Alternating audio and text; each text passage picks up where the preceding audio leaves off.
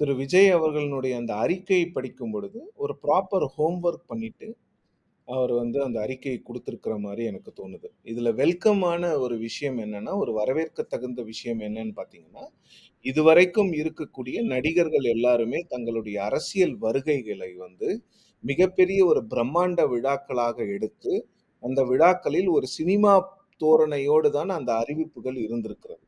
மக்கள் நீதி மையமாக இருக்கட்டும், மதுரையில் ஒரு மிகப்பெரிய மாநாடு. அந்த மாநாடினுடைய முடிவில் தான் கட்சியினுடைய பெயர் அறிவிக்கப்படுகிறது. அது ஒரு டிராமாட்டிக்கா.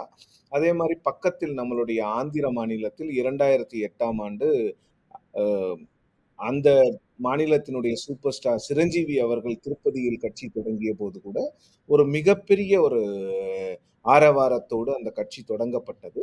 ஆனால், விஜய் போன்ற ஒரு உச்ச நட்சத்திரம் ஒரு அறிக்கையின் மூலமாக தன்னுடைய கட்சியை அறிவிப்பது எந்த ஒரு ஒரு மிகப்பெரிய ஒரு என்ன சொல்றது? ஒரு கிராண்ட் ஃபங்ஷன்லாம் இல்லாம அறிவிச்சிருக்கிறது நான் வந்து முதல்ல ஒரு வரவேற்க தகுந்த விஷயமா பார்க்கிறேன். இன்னொரு விஷயம் என்னன்னா, அந்த ஸ்டேட்மெண்ட்ல வந்து ஒரு சில விஷயங்களை வந்து நான் நான் என் ஒ என்னுடைய அரசியல் அறிவுக்கு எட்டியபடி நான் எப்படி புரிஞ்சுக்கிறேன்னா, அந்த அரசியல் மாற்றம்ங்கிறத வந்து அவர் வந்து ரொம்ப தெளிவா பேசுறாரு. ஏன்னா, இதுவரைக்கும் வந்த நடிகர்கள் எல்லாருமே பேசியது வந்து ஆட்சி மாற்றம் தான். ஆனால் விஜய் அவர்கள் வந்து ஒரு அரசியல் மாற்றத்தை பற்றி பேசுறாரு. நான் இத எப்படி புரிஞ்சுக்கிறேன்னா, அரசியல் மாற்றம் என்பது வந்து ஆட்சி மாற்றத்திற்கான முதல் படி. ஸோ ஆட்சிங்கிறது வந்து உங்களுக்கு கிடைக்கலாம். 10 வருஷம் கழிச்சு கிடைக்கலாம். 20 வருஷம் எப்படி வேணாலும் இருக்கலாம். அந்த டைம் பீரியட வந்து நீங்க வந்து டிஃபைனே பண்ண முடியாது. 1 வருஷத்துல கூட கிடைக்கலாம். ஆனால் அந்த ஆட்சி மாற்றம் என்ற வார்த்தைக்கு பதிலாக ஒரு அரசியல் மாற்றம் அப்படின்ற வார்த்தை வந்து எனக்கு வந்து சரியாகப்படுகிறது. இன்னொன்னு வந்து நாங்கள் ஆட்சிக்கு வருவோம் என்றோ, இல்ல நாங்கள் முதலமைச்சராக பொறுப்பேற்போம் என்றோ, அது போன்ற விஷயங்கள்லாம் இல்லாம இருக்கிறது வந்து, இது வந்து ஒரு வரவேற்க தகுந்த விஷயமா என்னுடைய அரசியல் அறிவுக்கு எட்டியபடி நான் பார்க்கிறேன். தென் இப்போ திரு விஜய் அவர்கள் வந்து ஏற்கனவே சொல்லிட்டு இருந்ததுதான். எல்லாருக்குமே தெரியும் அவர் அரசியலுக்கு வரப்போறாரு. அவர் என்ன கொள்கைகளை எடுப்பார் அப்படின்னு எல்லாரும் பேசிக்கிட்டு இருந்தபோது, எல்லாருக்கும் தெளிவாக தெரிந்தது ஏனென்றால், அவங்க வந்து அம்பேத்கர் அவர்களுடைய பிறந்த நாளுக்கு வந்து மலர் வ ம் மாலைகள் சிலைக்கு மாலை போட்டாங்க. அதே மாரி காமராஜரோட பிறந்த நாள கொண்டாடுனாங்க. ஸோ, பெரியாரை பற்றி பேசுறாங்க. ஸோ, எல்லாரும் கலந்த கொள்கையாக தமிழ்நாட்டில் இதுவரை எந்த அரசியல் எடுபடுகிறதோ, அந்த அரசியல் அதாவது நீங்க எடுத்து பார்த்தீங்கன்னா, கிட்டத்தட்ட ஒரு 70 முதல் 75 விழுக்காடு வரையிலான வோட் பெர்சன்டேஜ், வோட் ஷேர வந்து 2 கட்சிகள் மட்டுமே டாமினேட் பண்ணிக்கிட்டு இருக்கிற இந்த ஸ்பேஸ்ல, ஒரு 25%க்கு பல இடங்கள்ல இருந்து பல முக்கோணம் மட்டும் இல்ல, பல கோணங்களில் போட்டி வருகிறது.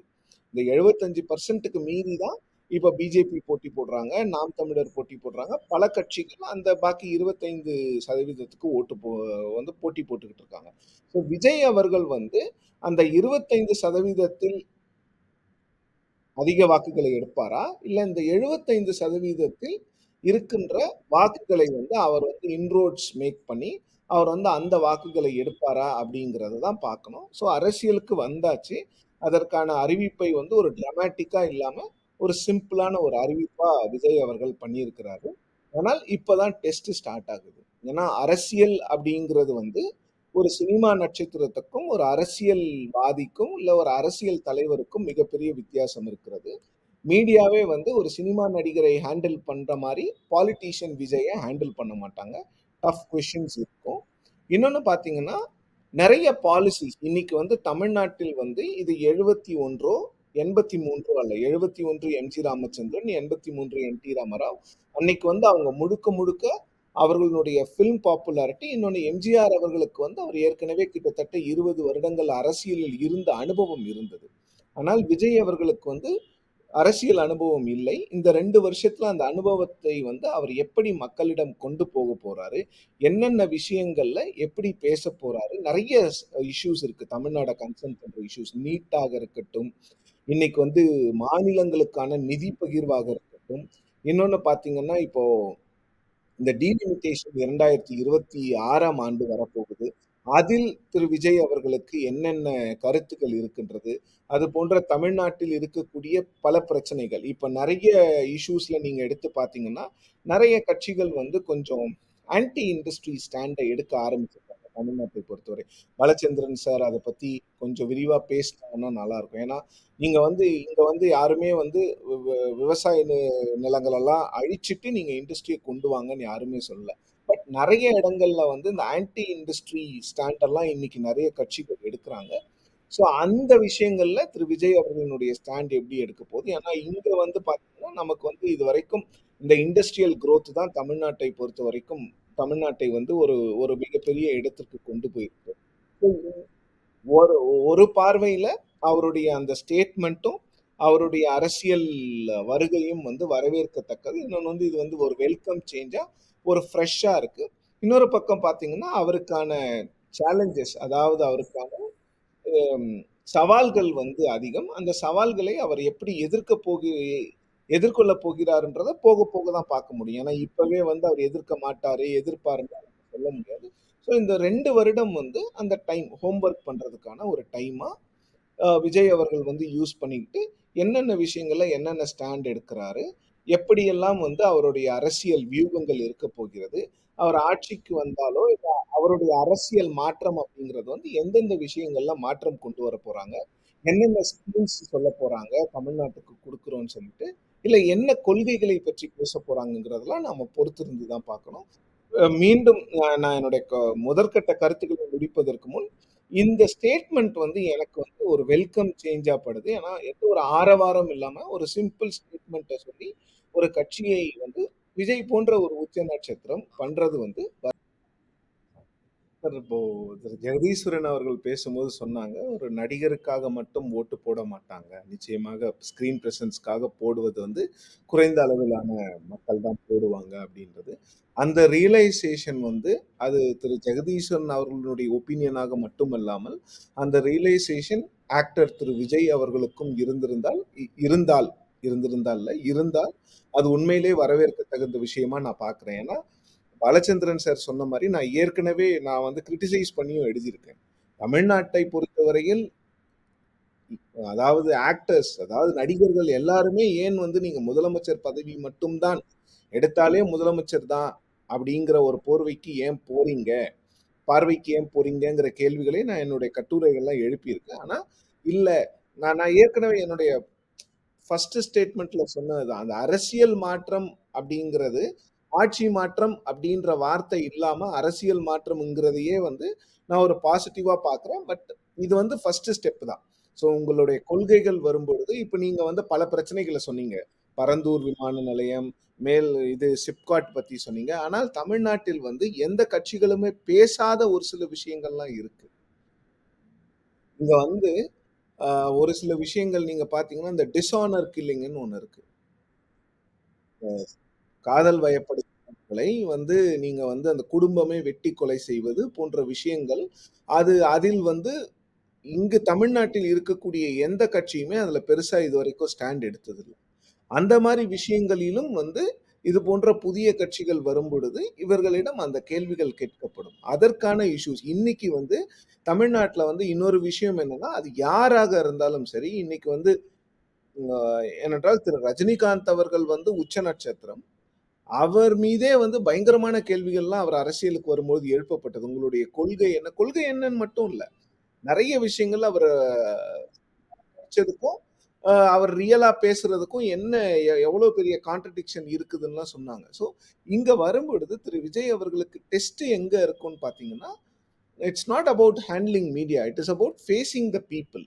மக்கள்கிட்ட நீங்க போகும்பொழுது, மக்களுக்கு கேள்விகள் இருக்கும். மக்களுக்கு கேள்விகள் இருக்கோ இல்லையோ, நீங்க அந்த மக்களுக்கான கேள்விகளை நீங்களே கேட்டு, நீங்களே அதற்கான பதில்களையும் சொல்லணும்.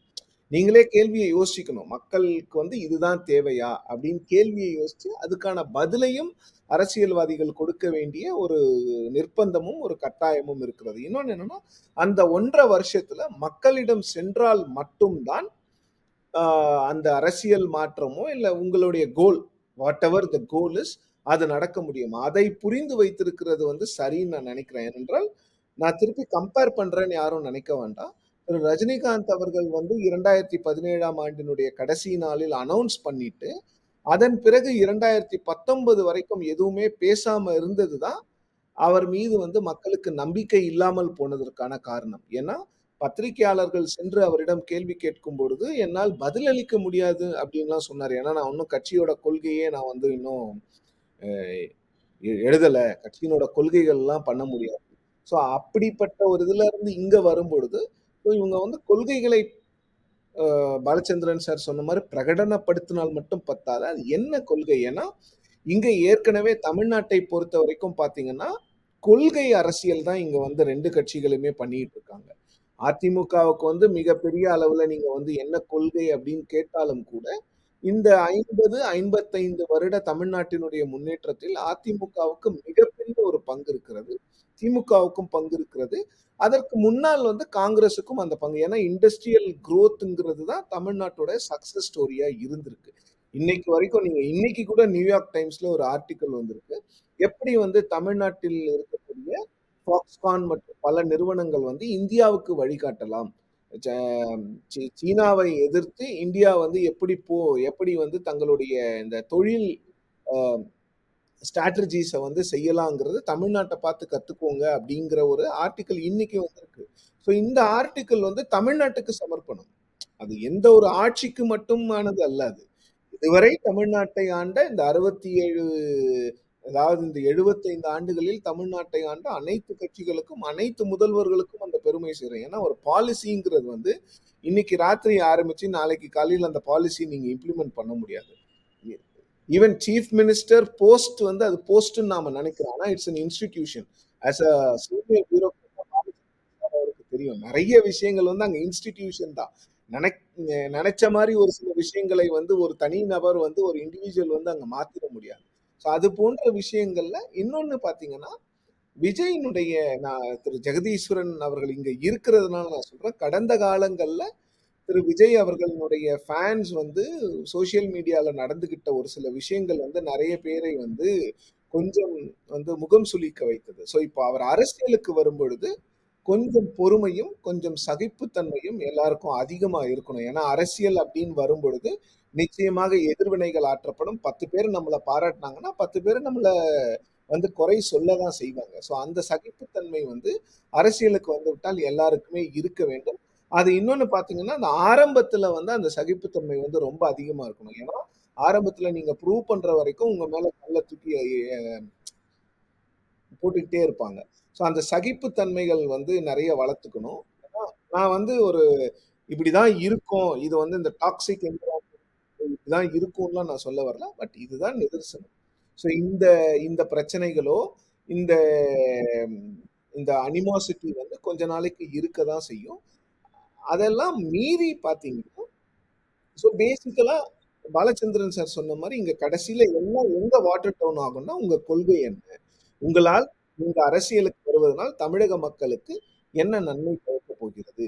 இப்போ இதுவரைக்கும் இந்த 75 ஆண்டுகளில் ஆண்டவர்களை விட நீங்க என்ன பெட்டரா தமிழ்நாட்டுக்கு உங்களோட பிரிஸ்கிரிப்ஷன் என்ன? தமிழ்நாட்டினுடைய ப்ராப்ளம்ஸ் என்ன? தமிழ்நாட்டுக்கு அந்த ப்ராப்ளம்ஸ்க்கான உங்க பிரிஸ்கிரிப்ஷன் என்ன? அது எப்படி பண்ண போறீங்கங்கிறத வந்து தெளிவா கேட்பாங்க. ஏன்னா, இன்னைக்கு வந்து யங்ஸ்டர்ஸ் வந்து யாராக இருந்தாலும் அவங்கள ஸ்க்ரூட்டினைஸ் பண்ணுவாங்க. நிச்சயமா ஸ்க்ரூட்டினைஸ் பண்ணுவாங்க. சோசியல் மீடியா இருக்கு. நீங்க வந்து ம் எந்த ஒரு மேட்டரா இருந்தாலும் இம்மீடியட்டா வந்து ஆக்டர் விஜய் அவர்களையே டாக் பண்ணக்கூடிய வசதி இன்னைக்கு இருக்கு. அவங்க வந்து டாக் பண்ணி, இது தவறு, இது சரி அப்படின்னு இன்றைக்கு இளைஞர்களோ, இல்ல யாரா வேணாலும் சொல்லலாம். ஸோ அப்படி இருக்கின்ற சூழல்ல வந்து எல்லாத்தையுமே ரொம்ப தெளிவா பேசணும். எப்படி ஏன்னா, இது வந்து ஒரு வடமாநிலமோ, இல்ல வந்து இங்க வந்து குரோத் கம்மியா இருக்கிற மாநிலமோ கிடையாது. இங்க வந்து இது வந்து ஒரு வளர்ந்த மாநிலம். குரோத் அதிகமாக இருக்கிற மாநிலம். இந்த மாநிலத்தை பல பேர் வந்து நாடுகளோடு தான் வந்து கம்பேர் பண்றாங்க. மாநிலங்களோடு நெறைய பேருக்கு இத கம்பேர் பண்றதுக்கும் கொஞ்சம் யோசிக்கிறாங்க. ஏன்னா, வளர்ச்சி வந்து ஓரளவுக்கு நன்றாக இருக்கின்ற மாநிலம். ஆனா, அந்த வளர்ச்சி யாருக்கானது? எப்படியானதுங்கிறதெல்லாம் கேள்வி நீங்க எழுப்பலாம். அப்படி இருக்கின்ற மாநிலத்தில நீங்க என்ன மாரி ஒரு டெவலப்மென்ட் அஜெண்டா குடுக்க போறீங்க? என்ன மாரி ஒரு பிரிஸ்கிரிப்ஷன் குடுக்க போறீங்கன்றத பொறுத்து வந்து நெறைய விஷயங்கள் இங்க இருக்கு.